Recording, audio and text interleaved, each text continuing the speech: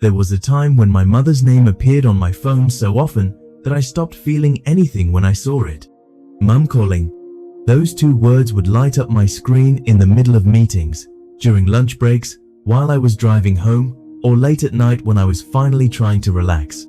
Most of the time, I didn't answer. Not because I disliked her, not because we were fighting, but because I thought there would always be another chance. Another call tomorrow. Another weekend. Another holiday. Another year. I was 38 years old then, living 3 states away from the small town where I grew up. My life felt important. Work deadlines, mortgage payments, business trips, client meetings. Everything seemed urgent. Everything seemed bigger than a 5-minute conversation with my mother. At least that's what I told myself. When I did answer, the conversations were almost always the same. Did you eat today? Yes, Mom. Are you sleeping enough? I'm fine. Don't forget your doctor's appointment next week. I know. Sometimes I could hear disappointment in her silence. Not because I was rude, but because I was rushing. Always trying to end the conversation quickly. Looking back now, I realized something painful. My mother wasn't calling because she had something important to say. She was calling because hearing my voice was important to her. At the time, I didn't understand the difference.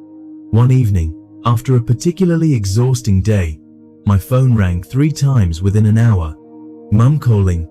Again, and again, and again. I stared at the screen and felt irritation rise inside me. What could possibly be so urgent? I muttered to myself. I let it ring. The 4th time, I picked up. Mum, I'm busy. There was a brief pause. Then she laughed softly. Oh.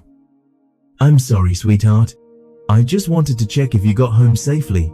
I remember closing my eyes. Part embarrassment, part annoyance. Yes, Mum. I got home. Good.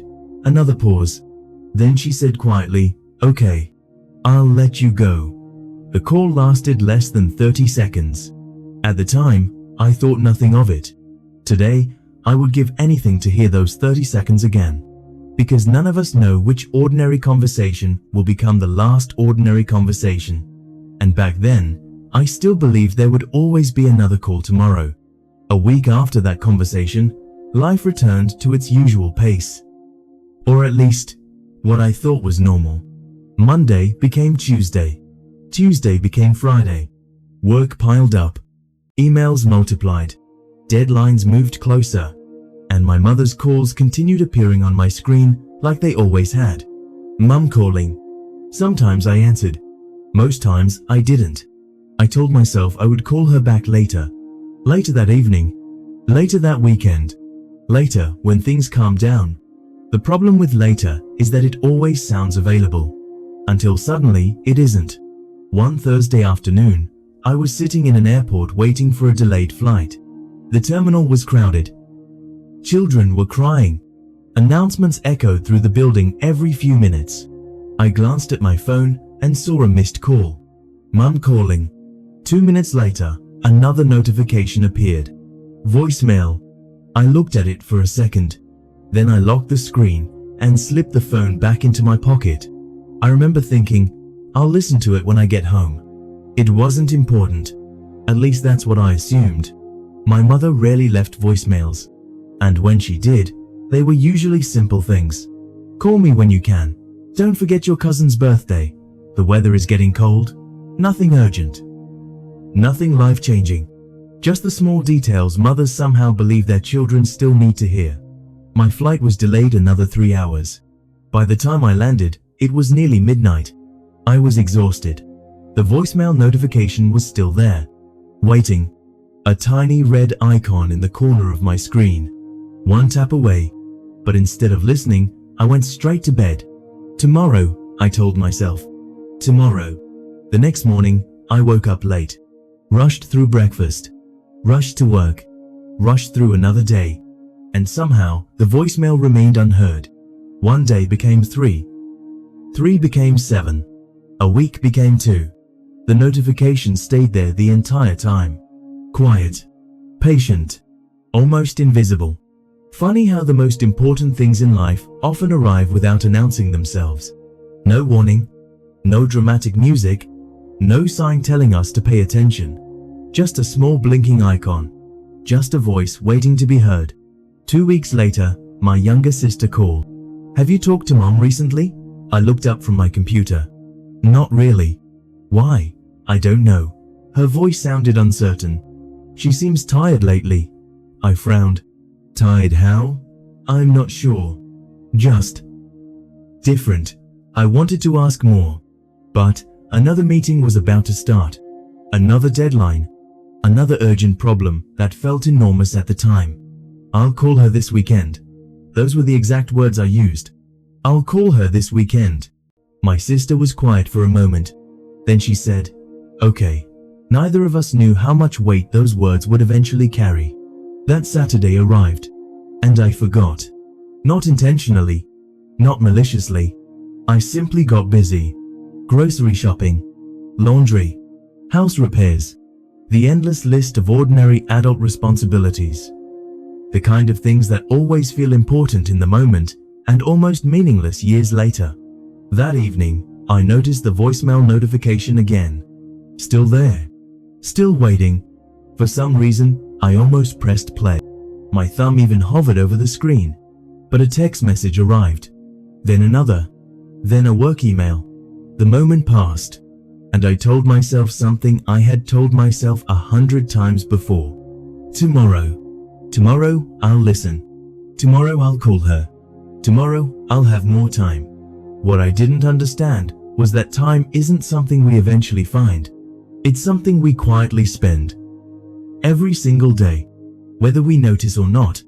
Across the next few days, my mother called twice more. Both times I missed the call. Both times I planned to call back. And both times I didn't. Not because I didn't love her. Not because she wasn't important. But because I made the mistake millions of people make every day. I confused love with assumption. I assumed she knew I loved her. I assumed there would be more conversations. I assumed there would be another birthday, another Thanksgiving, another Christmas, another chance. The voicemail remained unheard, a voice trapped inside a machine, waiting for someone who believed there would always be more time. And then one Tuesday morning, at 6:17 a.m., my phone rang. The caller wasn't my mother. It was my sister. The moment I saw her name, something felt wrong. People don't usually call before sunrise to share good news. I answered immediately. And before she even spoke, I knew. Somewhere deep inside me, I knew. The world was about to split into two parts. The life before that phone call, and the life after it. She's gone. Those were the first words my sister said. No introduction. No explanation. No preparation. Just two words. Two words that instantly erased every plan I had for that day. For a moment, I couldn't speak. I sat on the edge of my bed, staring at the wall across the room. The early morning sunlight was beginning to creep through the blinds. Cars were moving outside. Somewhere nearby, a dog barked. The world continued exactly as it had the day before. And yet nothing would ever be the same again. "What happened?" I finally whispered. My sister was crying. Not loudly, not dramatically, the kind of crying that sounds like someone trying to stay strong while falling apart. The neighbors found her. I closed my eyes. My chest tightened. Every breath suddenly felt difficult. The rest of the conversation came in fragments. An ambulance. A heart attack. Sometime during the night. No pain, according to the doctor. No suffering. People said these things as if they were comforting. Maybe they were. But all I could think about was one simple fact. My mother had called me, and I hadn't answered. Again. I booked the first flight home. The drive to the airport felt unreal. Traffic lights changed. People bought coffee. The radio played cheerful songs. Everything appeared normal. Meanwhile, inside my head, a single sentence repeated itself over and over. Call her back. Call her back. Call her back. The cruel thing about grief is that your mind keeps offering solutions to problems that can no longer be solved. By the time I arrived in my hometown, relatives had already gathered at my mother's house. Cars lined the street. The front door stood open. People moved quietly from room to room, carrying casseroles, flowers, and folded chairs. The same house looked smaller than I remembered, or maybe I had simply grown older. The porch still creaked. The paint still peeled near the window. The wind chime still hung beside the front door. Everything was exactly where it had always been, except her. For 40 years, every time I walked through that front door, my mother had been there. Sometimes cooking, sometimes reading, sometimes watching television, sometimes simply waiting. Now the house felt strangely hollow, like a shell that still remembered its owner. My aunt hugged me first, then my cousin, then neighbors I hadn't seen in years. Everyone said the same things. She was proud of you. She loved you so much. She talked about you all the time. Each sentence felt like both a gift and a wound, because I had never doubted that my mother loved me. The problem was that I had acted as if that love would always be available. I walked into the kitchen. The room looked frozen in time. A mug sat beside the sink. A grocery list rested on the counter. Reading glasses lay folded near the window. Ordinary objects, yet every one of them felt sacred. I found myself staring at the coffee mug longer than I should have, because she had touched it, because she had held it, because somehow my mind couldn't accept that the person who used it was no longer here. That afternoon, while relatives talked quietly in the living room, I wandered through the house alone. I entered her bedroom. The bed was neatly made. The lamp sat on the nightstand. A novel rested face down where she had apparently stopped reading. I picked it up. A bookmark remained halfway through. She would never finish that chapter. That realization hit me harder than almost anything else.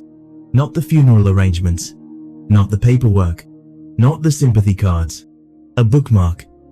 Because it reminded me how suddenly a life can stop in the middle of an ordinary day. Halfway through a book, halfway through a conversation, halfway through a sentence, halfway through a dream. I sat on the edge of her bed and looked around the room. The silence felt enormous. Then I noticed something on the dresser. An old framed photograph. My mother and me. I was maybe 7 years old. Missing 2 front teeth. Grinning at the camera. She had one arm wrapped around my shoulders. I picked up the frame. For a long time, I simply stared at it. And suddenly, I remembered things I hadn't thought about in decades. Her waiting at the bus stop after school. Her staying awake when I was sick. Her working extra shifts so I could attend college. Her cheering louder than anyone at my baseball games. Her driving across town just to bring me soup when I caught the flu. Thousands of small acts. Thousands of invisible sacrifices. The kind children rarely notice while they are happening. The kind parents never ask to be repaid for. I realized something then. My mother had spent most of her life showing up for me. And I had spent much of my adulthood being too busy to show up for her. The thought made my stomach turn. That evening, after most visitors had gone home, my sister and I sat at the kitchen table. Neither of us spoke much. The house felt different at night. Too quiet. Too still. As if it were holding its breath. Eventually my sister looked at me. "You know she called you a lot." I nodded. "I know." She looked down at her hands. Then she said softly, "She worried about you." A lump formed in my throat. "I know." "No." She shook her head. "You don't understand." I looked up. "Every time you didn't answer, she'd tell herself you were busy." My chest tightened. "She never got angry." My sister's voice trembled. "She always defended you." I couldn't speak. She'd say, "He's working hard. He'll call when he has time." The kitchen suddenly felt smaller. Harder to breathe in. Because I knew the truth. I had time. I always had time. I just spent it on other things. Later that night, unable to sleep, I sat alone in the living room. The house was dark except for a small lamp near the hallway. I pulled out my phone. For no reason at all, I opened my recent calls. And there she was. "Mum. Missed call. Missed call. Missed call." The screen filled with her name. Rows and rows of opportunities I had ignored. I scrolled downward. Further. Further. Weeks of missed chances. Weeks of later. Weeks of believing there would always be another tomorrow. Then I saw it. The voicemail. Still unread. Still waiting.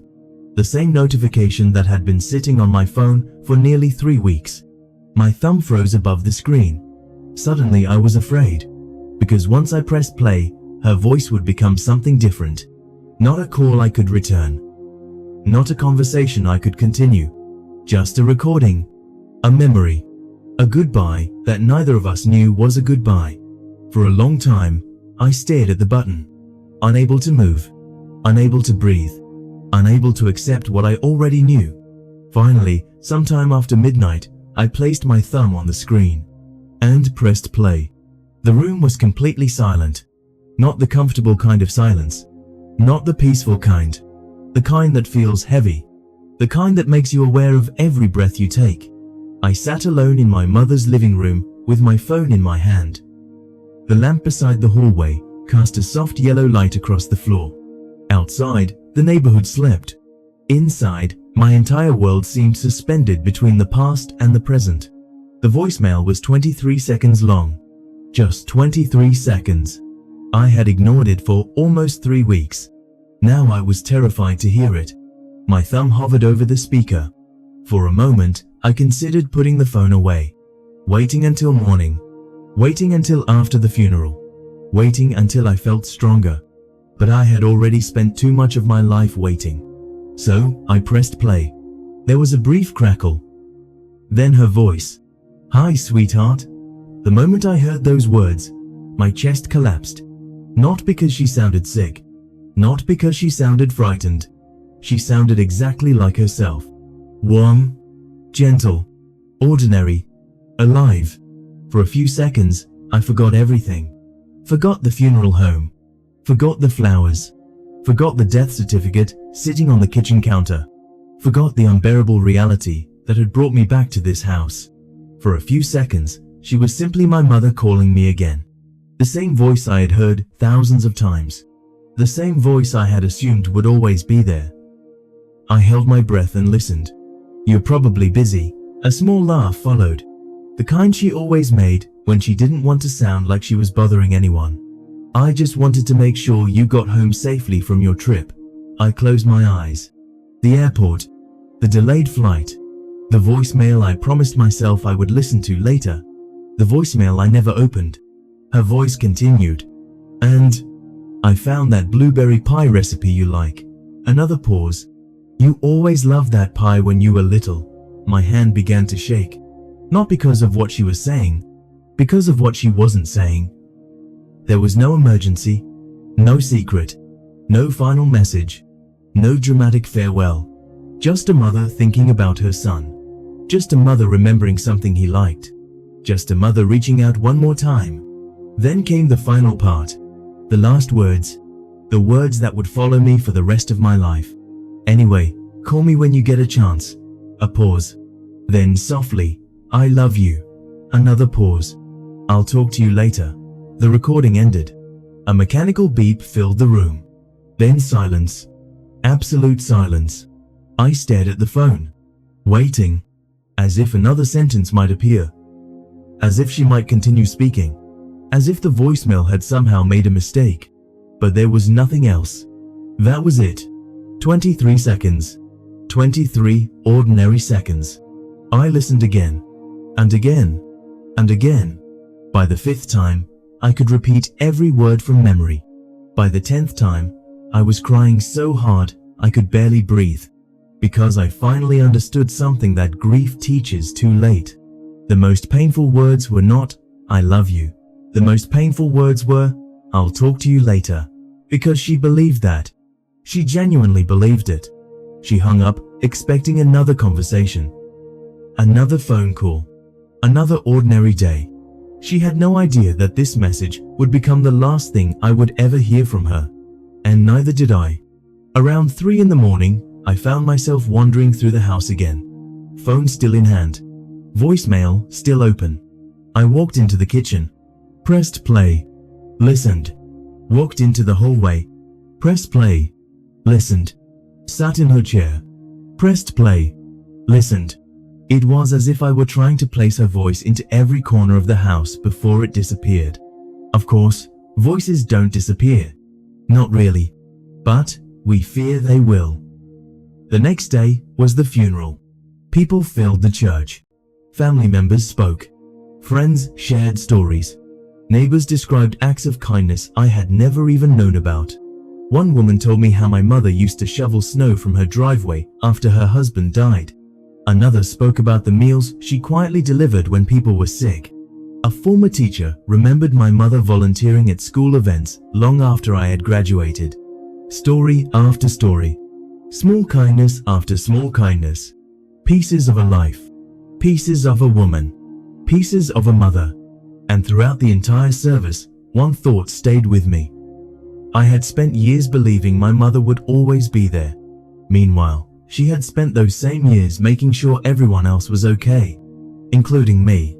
Especially me. After the funeral, people slowly returned to their lives. Flowers wilted. Cards stopped arriving. Phone calls became less frequent. The world moved forward. That is what the world does. But grief doesn't move at the same speed. Weeks later, while sorting through boxes in her house, I found an old notebook. Inside were grocery lists, birthday reminders, doctor appointments, random notes, normal things. Then I found my name, written dozens of times throughout the pages. Call Michael on Tuesday. Ask Michael about his trip. Michael likes blueberry pie. Remind Michael to schedule dentist appointment. Simple reminders. Tiny fragments of love. The kind nobody sees. The kind mothers spend their lives carrying. I sat on the floor, holding that notebook, while tears ran down my face. Because even after raising me, even after I became an adult, even after I moved away, she was still thinking about me, still worrying, still remembering things I had forgotten myself. And suddenly, the voicemail became something larger. It wasn't 23 seconds. It was 40 years. 40 years of concern. 40 years of sacrifice. 40 years of showing up. All compressed into a single message I almost deleted without hearing. That night, before going to sleep, I listened to it one more time. Not because I wanted to punish myself. Not because I wanted to stay trapped in grief. But because I never wanted to forget what those 23 seconds had revealed. Love is rarely dramatic. It rarely arrives with speeches. It rarely announces its value while we still have it. Most of the time, love sounds like a mother asking if you got home safely. A mother remembering your favorite pie. A mother saying, "Call me when you get a chance." And for the first time in my life, I truly understood what she had been giving me all along. The tragedy was that understanding arrived after she was gone. It's been 7 years since my mother left that voicemail. 7 years since the funeral. 7 years since I sat alone in her living room and listened to 23 seconds that changed the way I understand love. People often ask whether grief gets easier. I don't think that's the right question. Grief doesn't disappear. It changes shape. In the beginning, it feels like a storm. Violent. Unpredictable. Capable of knocking the breath out of you without warning. Later, it becomes quieter. More like a tide. Always present. Sometimes distant. Sometimes unexpectedly close. But always there. Even now, there are moments when I reach for my phone and instinctively think about calling her. A funny story. A promotion at work. A recipe I know she would have liked. A problem I wish she could help me solve. For a split second, my mind forgets. And then, reality gently reminds me. The person I want to call no longer answers the phone. For a long time, that thought broke my heart. Now, it motivates me. Because losing my mother taught me something I should have understood years earlier. The people we love are not permanent fixtures in our lives. They are gifts. Temporary gifts. Beautiful gifts. Fragile gifts. And one day, every conversation becomes the last conversation. We just never know which one. After my mother's death, I started changing small things. At first, I didn't even notice. I began answering calls more often.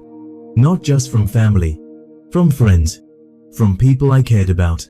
I stopped viewing every interruption as an inconvenience. Because I finally understood what an interruption often really is.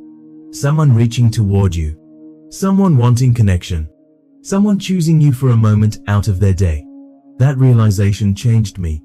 A year after my mother's funeral, my sister called one evening. Normally, I would have let it go to voicemail and called her back later. Instead, I answered immediately. We talked for nearly an hour. About nothing important. Her garden, her dog, a television show we both like, the weather. The conversation itself wasn't memorable, but the fact that it happened was. Before hanging up, she laughed and said, "You're easier to reach these days." I laughed too. But after we ended the call, I sat quietly for a long time. Because she was right. I had spent years treating relationships as if they could wait indefinitely. As if people would always be available whenever I decided I had time for them. Now I knew better. Time isn't something we own. It's something we borrow. Every day, every hour, every conversation. And none of us know how much remains. 3 years after my mother's passing, my wife found me listening to the voicemail again. I didn't play it often anymore. Maybe once or twice a year. Usually on difficult days. Usually when I missed her more than usual. My wife sat beside me and listened quietly. When it ended, she squeezed my hand. Then she asked a question I had never considered before. "What do you think your mum would want you to remember from this message?" At first, I thought the answer was obvious. That she loved me. That she cared about me. That she worried about me. But the more I thought about it, the more I realized something deeper. The voicemail wasn't really about death. It was about life. My mother wasn't leaving a goodbye. She was living an ordinary Thursday afternoon, thinking about her son, thinking about blueberry pie, thinking about whether he got home safely. She wasn't trying to create a final memory. She was simply loving someone, the way she always had. And maybe that was the lesson. The most meaningful parts of our lives are rarely the dramatic moments we imagine. They're the ordinary moments we overlook. The quick phone call, the text message, the dinner conversation, the knock on the door, the familiar voice saying, "Did you get home okay?" Years later, I sold my mother's house. That was harder than I expected. I walked through every room one final time before handing over the keys. The kitchen, the hallway, the living room, the bedroom, places filled with memories no one else could see. When I reached the front door, I stopped.